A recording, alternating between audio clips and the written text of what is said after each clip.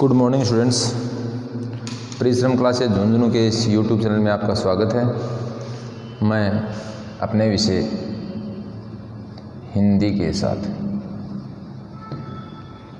बात की जाए तो इससे पहले वाले वीडियो में अपन प्रयोग या व्याकरणिक प्रकार्य के आधार पर विकारी शब्द पढ़ना शुरू कर रहे थे। विकारी शब्दों की बात करें तो मैंने आपको बताया था कि जिन शब्दों पर लिंग, वचन, कर्ता, काल, क्रिया आदि का कोई प्रभाव नहीं पड़ता वो शब्द अविकारी होते हैं और पड़ता वो विकारी होते हैं। विकारी शब्दों की संख्या 4 बताई थी, जो थे संज्ञा, सर्वनाम,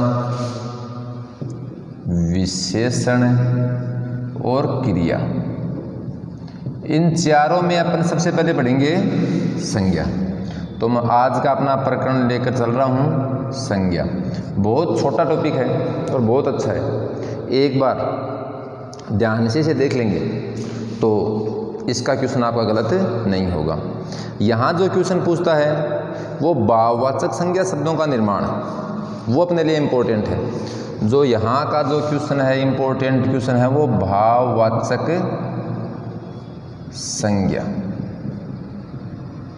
शब्दों का निर्माण, यानी भाववाचक संज्ञा तो उसमें है, लेकिन वो भाववाचक संज्ञा किससे बनी है तो वहाँ चर्चा करेंगे। भाववाचक संज्ञा का निर्माण 5 प्रकार से होता है। वो कैसे होता है, किससे होता है, इससे पहले अपन शुरुआत करें अपने टॉपिक संज्ञा की। संज्ञा की अपन बात करें तो संज्ञा शब्द 2 शब्दों के योग से बना है, सम प्लस ज्ञा। देखो, जहाँ कहीं भी संधि पढ़ते समय अनुस्वार आ जाए तो उसका सदैव मैं बनेगा। जैसे आपको पूछे अलंकार का संधि विच्छेद कीजिए तो अनुस्वार का अपन मैं कर देंगे, अलम प्लस कार। संसार का संधि विच्छेद हो जाएगा सम प्लस सार। ऐसे ही संहार का संधि विच्छेद हो जाएगा सम प्लस हार। लेकिन अनुस्वार का स्थान पूछे तो वो अगले का 5वां होता है, जो चर्चा अपन पहले वर्ण विचार में कर चुके। यहाँ सम से तात्पर्य है सम्यक और ज्ञा का मतलब है ज्ञान, अर्थात किसी भी वस्तु का सम्यक स्थिति में ज्ञान करना क्या कहलाता है, संज्ञा। बात करें परिभाषा की तो पहली परिभाषा अपन याद करेंगे कि नाम को संज्ञा कहते हैं।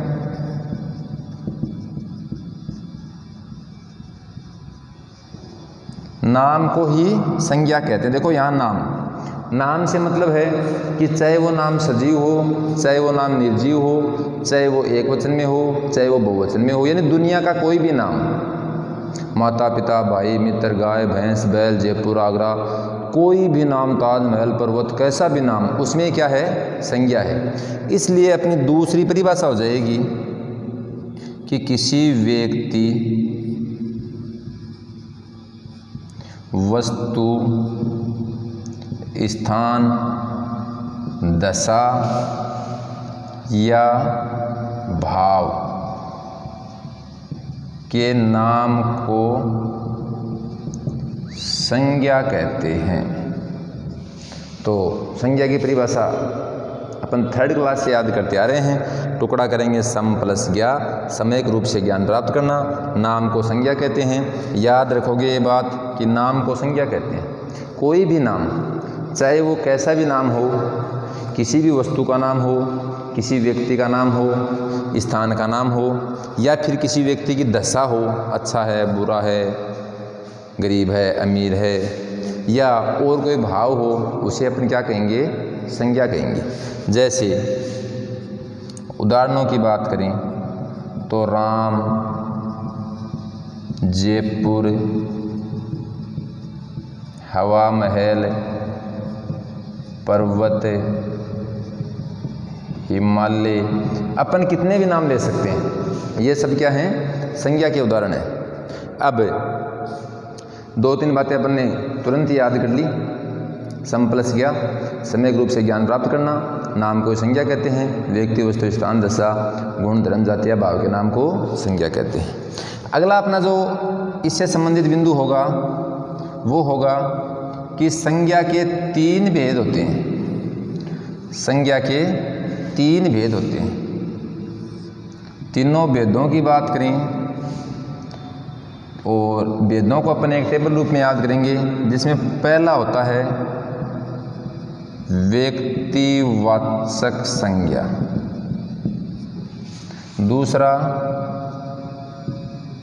जातिवाचक संज्ञा, और ऐसे ही तीसरा भेद जो होता है वो होता है भाववाचक संज्ञा।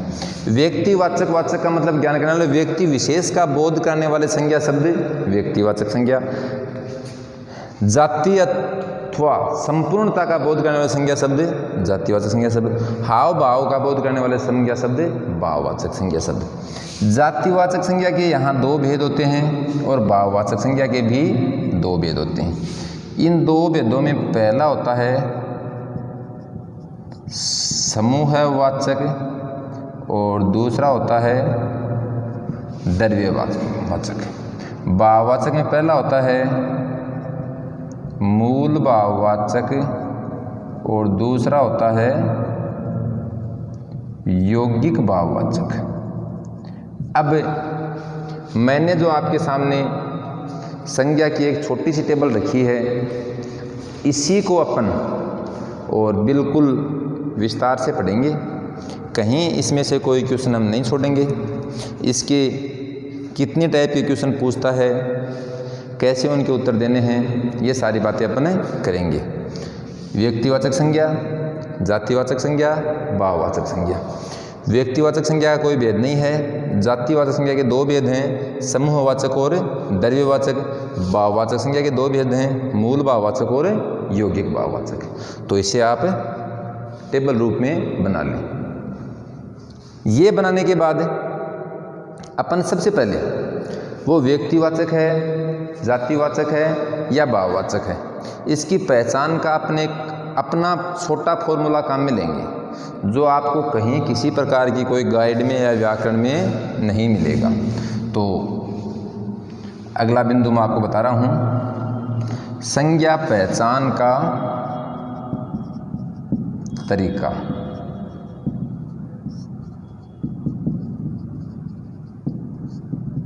इस संज्ञा पहचान के तरीके में अपन अपना लैंग्वेज, अपने दिमाग लगाएंगे। इसमें पहली देखो शर्त है कि यदि एक हाँ में उत्तर आए, यदि एक से ज़्यादा हाँ में उत्तर आए, या फिर हाव भाव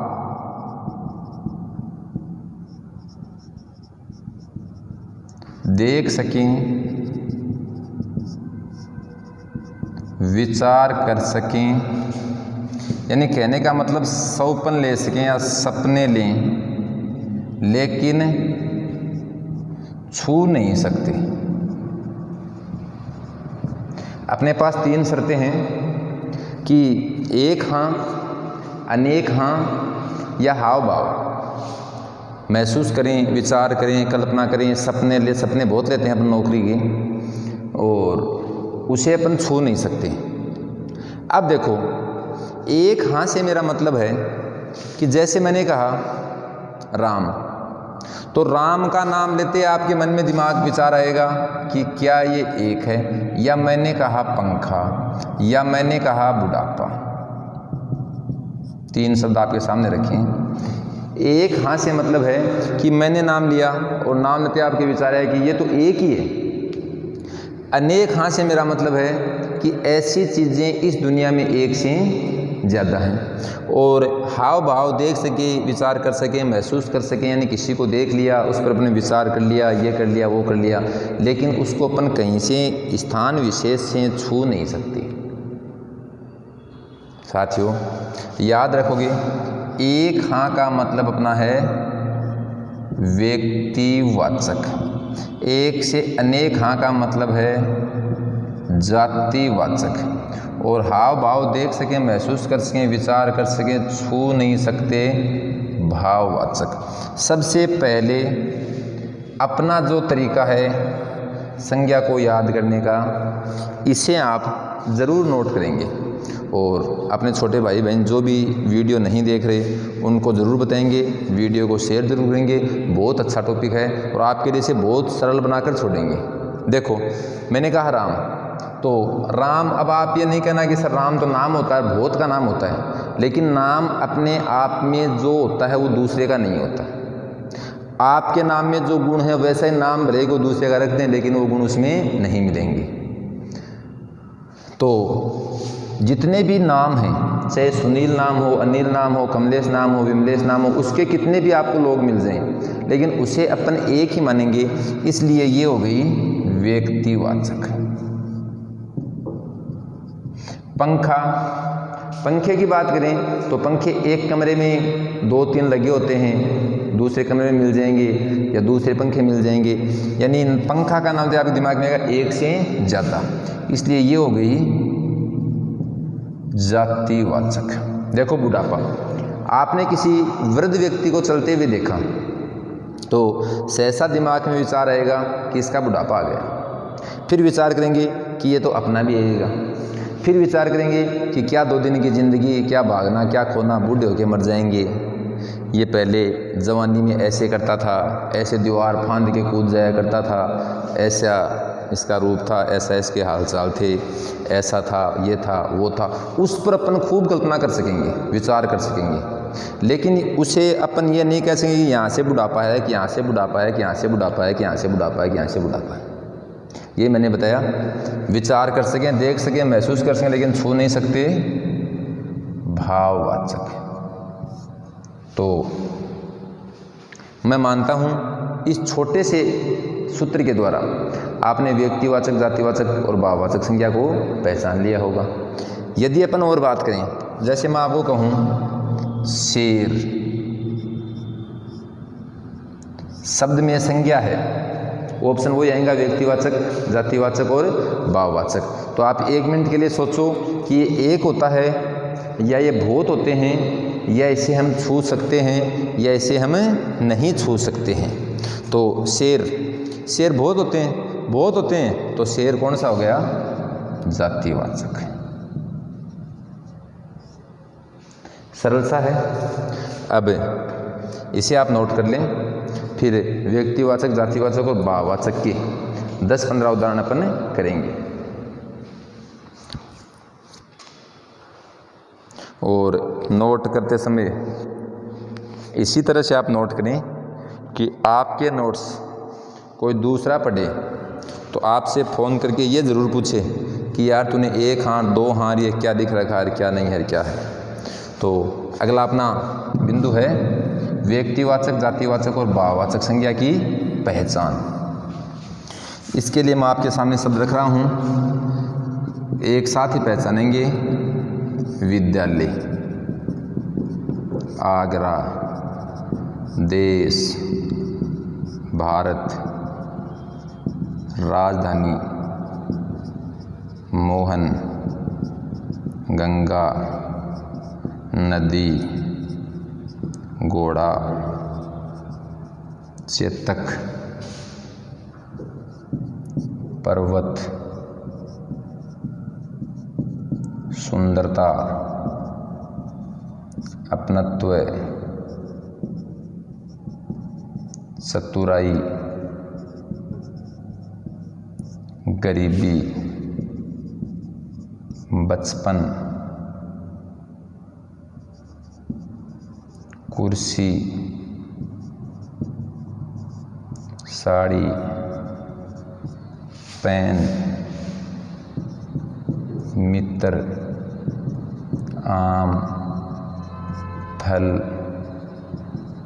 माता, पिता, अध्यापक।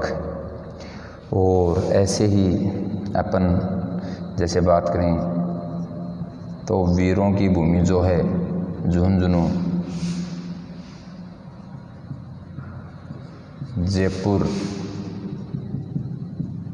बालक, राधा और बैल, कुर्ता, पायजामा,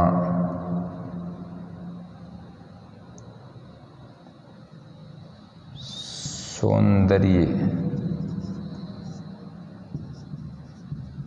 सुंदरता, ऐसे शब्द कितने भी शब्द ले सकते हैं। मैंने यही कहा है कि इस दुनिया का कोई भी नाम जो अपन मुख से बोल सकें उसमें ही क्या है, संज्ञा है। तो मैंने आपके सामने लगभग 20-22 शब्द रखे हैं। इन शब्दों में पहले आपके पास 2 मिनट का समय है, आप इन्हें करो, 1 ही मिनट में करोगे।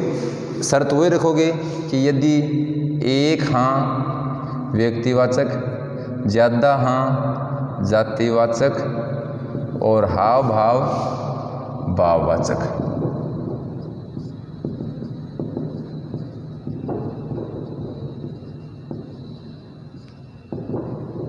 करो, और करना ही नहीं है। मेरा ये भी मानना है कि आप लगभग के उत्तर सही आएंगे, क्योंकि गलत करने वाले चैनल पे तो आप पढ़ ही नहीं रहे हो।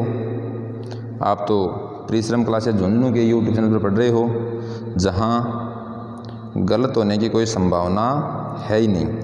और जो विद्यार्थी नियमित रूप से अपने इस चैनल के साथ जुड़ा हुआ है, उसने मन ही मन महसूस भी किया होगा कि वास्तव में मेरी तैयारी चल रही है, और बार बार एक से एक अच्छा प्रयास करके आपकी सफलता के लिए पूरी टीम अग्रसर है। इसलिए पूरी टीम का मैं आपकी ओर से, मेरी ओर से तहे दिल से सम्मान करता हूं, और आशा करता हूं कि आपको सफलता दिलाने में ऐसे ही आपके साथ जुड़ी रहे।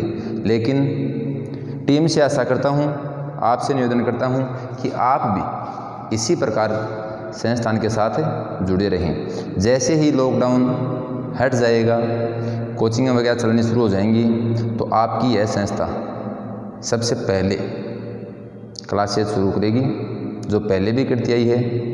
पिछले कुछ ही समय में आपके सहयोग ने संस्था को जो नाम दिया है, उसके लिए आपका आभार। मैं बताना चाहूँ कि 16 दिसंबर की ओपनिंग के बाद हमने 11 सिलेक्शन भी दिए हैं, जिसमें कोई बड़ी भर्ती निकली नहीं है। आने वाले समय में बहुत से सिलेक्शनों के साथ यह परिश्रम क्लासेज आपके बीच है, रहेगी। हमारी सबसे बड़ी विशेषता, मैं इतना बता रहा हूँ, जितनी देर आप इसको करो, हमारी सबसे बड़ी विशेषता कि हमें लूट खसोट से बहुत भय लगता है। बहुत ही जायज़ फीस हमारी संस्था द्वारा ली जाती है, जो अकेले डिसाइड नहीं करते, जिसमें भी पूरी टीम को साथ लिया जाता है कि इस बैच की इतनी फीस वाजिब रहेगी। दूसरी बात, सबसे अच्छी बात, प्रत्येक विषय की क्लासें आपको नियमित मिलती हैं। हमारे यहाँ ऐसा कभी नहीं होगा कि आज 3 क्लास आ गई, आज 4 आ गई, कल 7 आ गई, कल 7 बजे कोचिंग शुरू कर दी, परसों 9 बजे कर दी, 3 दिन बाद में शाम को बुला लिया। नहीं, एडमिशन के समय आपको जो समय बताया जाएगा कि इस बैच का इतने बजे से समय होगा, उसी के अकॉर्डिंग आपको क्लासें मिलेंगी। और सबसे बड़ी बात, हमारे यहाँ 7 दिन में जितना बड़ा बैच बनता है, भले ही वो 200 का बने, 100 का बने या 50 का बने, उसमें बैच मर्ज नहीं किया जाता। अधिक से अधिक 60 बच्चों का बैच हम बना रहे हैं। तो तैयार रहें, जैसे यह संकट की घड़ी निकल जाएगी अपन फिर रूबरू मिलेंगे। इतने दिन इस वीडियो के माध्यम से अपनी मुलाकात हो रही है, बहुत बहुत धन्यवाद। अब बात करें अपने टॉपिक की। अपन तो टॉपिक की बात करें तो टॉपिक में मैंने बताया था कि आपके सामने शब्द रखें, एक हाँ व्यक्तिवाचक, एक से अनेक हाँ जातिवाचक, और हाव भाव का नाम लेते ही भाववाचक। देखो विद्यालय, अब आपने इन 3 बातों को दिमाग में यदि सेट कर लिया तो आपको नाम दिखते ही और समझ में आ जाएगा कि यहाँ मेरी एक हाँ है या एक से ज़्यादा हाँ है, या फिर यहाँ बात हाव भाव की हो रही है। इसमें कोई भी आपको सूत्र नहीं लगाना है, किसी प्रकार से आपको अपने दिमाग को खर्च नहीं करना है। तो विद्यालय का नाम लिया, विद्यालय का नाम लेते आपके दिमाग में आएगा विद्यालय बहुत होते हैं, बहुत होते हैं तो जातिवाचक। आगरा शहर का नाम एक ही है तो ये व्यक्तिवाचक। ऐसे देश, तो भारत देश तो एक है, यहाँ छोटी छोटी बातों में गलती नहीं करेंगे। देश तो भारत एक ही है, लेकिन और भी देश हैं, पाकिस्तान भी है, बांग्लादेश भी है, चीन भी है, तो ये क्या हो जाएगा जातिवाचक। इसे भारत एक समझ के गलत ना करें, भारत एक है, ये हो जाएगा व्यक्तिवाचक। राजधानी हर की होती है इसलिए बहुत होती हैं जातिवाचक। मोहन व्यक्ति का नाम है, एक है, व्यक्तिवाचक। गंगा नदी अपनी अलग पहचान रखती है इसलिए व्यक्तिवाचक। नदियाँ बहुत हैं इसलिए जातिवाचक। घोड़े बहुत हैं, जातिवाचक। याद रखोगे चेतक महाराणा प्रताप के घोड़े का नाम था और ये बहुत बार पूछा हुआ है, इसलिए चेतक जो होगा वो होगा व्यक्तिवाचक। घोड़ा जातिवाचक, लेकिन घोड़े का एक नाम बताया चेतक, ये व्यक्तिवाचक। पर्वत बहुत हैं, जातिवाचक। देखो सुंदरता, अब आप सुंदरता से पहचान रहे हो, थोड़ी देर बाद अपन पहचान करेंगे कि ता, त्वय, यह, पन, आस, आई, ये सारे प्रत्यय लग जाएंगे, ये भाववाचक होते हैं। तो वहाँ आपको एक पहचान मिलेगी, आपको प्रत्यय बताएंगे कि इन शब्दों से बनने वाले सभी, इन प्रत्ययों से बनने वाले सभी शब्द भाववाचक ही होंगे। यहाँ सुंदर में ता प्रत्यय लगाया तो सुंदरता, ये हो गया जातिवाचक, सॉरी भाववाचक, प्रत्यय आ गया। अपनत्व है, देखो सुंदरता, किसी के रूप रंग को देख लिया और देख क्या लिया, ये तो स्वाभाविक क्रिया है, देखना पड़ता है, नहीं तो फिर आकर्षण किस काम का। देखने के बाद अपने मन में जो महसूस किया, विचार किया, प्लान किया, उसके बारे में विचार किया, लेकिन उसको कहीं से छू नहीं सके, यहाँ से सुंदर के यहाँ सुंदर, आँख सुंदर, नाक सुंदर, क्या नहीं सुंदर, एक सपना है। चतुराई भाववाचक, गरीबी भी भाववाचक, बचपन भी भाववाचक। कुर्सी, कुर्सियाँ बहुत होती हैं इसलिए जातिवाचक। साड़ियाँ भी बहुत होती हैं, जातिवाचक। पेन भी बहुत होते हैं, जातिवाचक। मित्र भी बहुत होते हैं, जातिवाचक। यहाँ आम और फल चर्चा करोगे। यदि ऑप्शन में ये पूछे कि निम्न में से जातिवाचक का उदाहरण है या नहीं है, तो आम और फल इन दोनों को मैं आपके लिए छोड़ रहा हूँ। इसका उत्तर एक प्रश्न द्वारा अपन करेंगे। माता और पिता, दो शब्द ऐसे हैं जो एक हाँ और अनेक हाँ को संगत नहीं करते। देखो माता, माता का नाम लेते ही अपने दिमाग में आएगा कि एक है, पिता का नाम लेते ही अपने दिमाग में आएगा एक है। लेकिन मैं ये नहीं कहूँगा आपके पिता बहुत हैं, ऐसा कहूँगा तो आप बुरा मान जाओगे। वास्तविकता की बात करें तो माता तो अपन जीके में पढ़ते हैं, काली माता, छींक माता, सकराय माता, जीर्ण माता, करणी माता, कर लिया उत्तर जी, बहुत होती हैं तो जातिवाचक। लेकिन पिता का नाम लेते आप फिर कहोगे सर पिता तो एक ही है पिताजी। पहली बात तो ये कि जितनी भी माता हैं उनका कोई ना कोई हस्बैंड तो रहा ही होगा, नहीं तो अपन बात करें तो अपने शास्त्रों में 5 पिता माने गए हैं। उन 5 की बात करें तो पिता जो जन्म देता है, अध्यापक पिता के समतुल्य होता है, बड़ा भाई पिता के समतुल्य होता है, ससुर, ससुर जहाँ लड़की शादी के बाद में बहू पापा जी कह करने, वो ससुर भी पिता तुल्य होता है। और एक परम पिता परमेश्वर जो इस सृष्टि को चला रहा है, जिसने हमें जीवित छोड़ रखा है इस महामारी में भी, वो भी पिता तुल्य है। इसलिए पिता भी कितने हो गए 5 जातिवाचक। ये दोनों शब्द भी पूछे हुए हैं। अध्यापक बहुत होते हैं, जातिवाचक। झुंझुनू एक है, व्यक्तिवाचक। जयपुर भी एक है, व्यक्तिवाचक। बालक बहुत होते हैं, जातिवाचक। राधा किसी का नाम है, व्यक्तिवाचक। बैल बहुत होते हैं, जातिवाचक। कुर्ते शर्ट जो पहनते हैं बहुत होते हैं, जातिवाचक। पायजामे भी कितने भी सिला सकते हो, जातिवाचक। सौंदर्य, सुंदर में यह प्रत्यय लग गया इसलिए क्या हो गया भाववाचक। और सुंदरता जो पहले भी आ चुका, ये भी क्या है भाववाचक। तो जितने भी व्यक्तिवाचक, जातिवाचक और भाववाचक की पहचान के तरीके थे, ये सारे तरीके आपको बताएंगे। लेकिन इससे पहले इस टॉपिक को थोड़े से समय में आपकी मुट्ठी में करने के लिए मैंने एक आसान सी ट्रिक आपको बताई है, जिससे आप इसे समझ गए होंगे। मैं उम्मीद करता हूँ कि आपके बहुत समझ में आया होगा। अब आप कितने भी शब्द, आपको कोई भी शब्द दिखे, जैसे बात करें अपन खाना खाने बैठेंगे, थाली तो घर में ही बहुत होती हैं, जातिवाचक। खाना बनाएगी माता जी, जातिवाचक। ऐसे आपको बस बहुत होती हैं जिसमें बैठकर अपन सफ़र करते हैं, जातिवाचक। जैसे अपन बात करें घर पे मिलते हैं अपने ऊँट, जातिवाचक।